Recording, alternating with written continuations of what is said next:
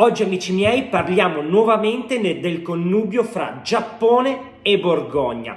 Qualche video fa avevamo parlato di Nakada, questo domain di cui avevamo visto il suo merceau e avevamo intuito quanto ci fosse personalità in quel bianco di Borgogna. Oggi, se possibile, andiamo a vedere un produttore che forse è ancora più incisivo, che ha ancora più personalità. Parliamo del domain che si chiama Petit Trois, ma nella persona di Mr. Saito.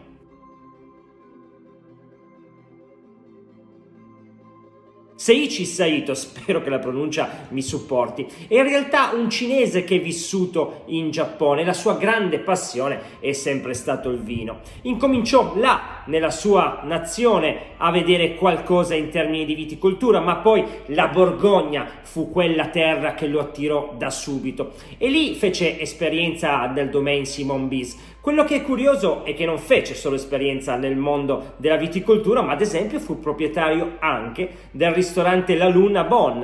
Ma poi il cuore va là dove deve andare, e quindi con 1,5 ettari nemmeno di terreno a Chory-le-Bonne parte l'avventura di Seiichi Saito nel 2016.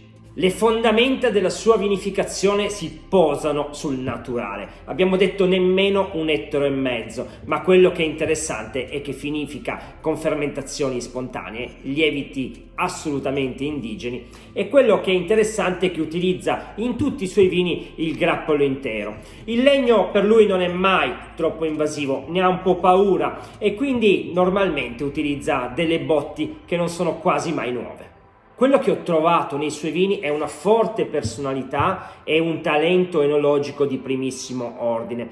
Parliamo della capacità di riuscire a fare anche in Côte de Beaune dei vini che hanno una finezza incredibile, una bevibilità assoluta. Queste bottiglie finiscono in un nanosecondo e poi hanno una componente speziata così interessante, così intensa da sembrare a volte dei vini della Côte de Nuits.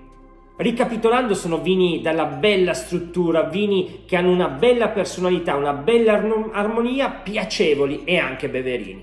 Talento, precisione e istinto guidano Seiichi Saito nella sua conduzione del domain. Ma adesso, bomba, andiamo a vedere questo Savigny-le-Bon 2019 di Petit Trois. 12 mesi in botti di rovere usate, quindi mai di primo passaggio. Eccoci qua, amici miei, guardate questo colore quanto è scarico nel bicchiere. Parliamo di un rosso rubino con dei riflessi quasi di petali di rosa, una bella limpidenza.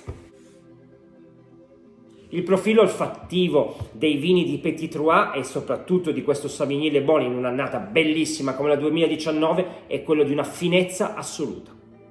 Tutto è in punta di piedi, tutto è delicato, ma tutto estremamente preciso. Delle note di fiori bellissime. La frutta c'è, è una frutta fresca, in punta di piedi.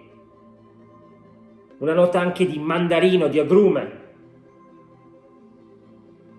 Bello, profondo, speziato, con chiodi di garofano e anche una nota di cannella. Un vino dal profilo olfattivo dei grandissimi. In bocca si sente che è un vino della Côte de Beaune, ha un profilo di personalità importante, anche un leggero tannino, ma poi quando attraversa il palato il vino è super scorrevole, è assolutamente sapido, ha una bella mineralità, è un vino persistente anche in bocca, ti appaga al 100%. Come detto già in precedenza, è preciso e dettagliato questo vino, cosa non semplice spesse volte nei vini della Côte de Beaune. Questo è un grandissimo Savigny-le-Bon, uno dei più buoni che ho bevuto nella mia vita. L'annata naturalmente supporta perché è una grandissima annata, ma questo domain Petit Trois, credetemi, fa tutta la differenza del mondo. Il problema è trovare le bottiglie, ce ne sono poche, anche noi di grandi bottiglie abbiamo dovuto limitare l'acquisto a un paio di bottiglie per tipo e non di più. Fatemi sapere, approfondite i vini di Petit Trois, ne sentiremo parlare molto ma molto bene nei prossimi anni. I prezzi saliranno, adesso sono ancora accessibili. Fatemi sapere cosa ne pensate e ricordatevi sempre di registrarvi al nostro canale YouTube e attivare le notifiche. Alla prossima e viva Petit Trois!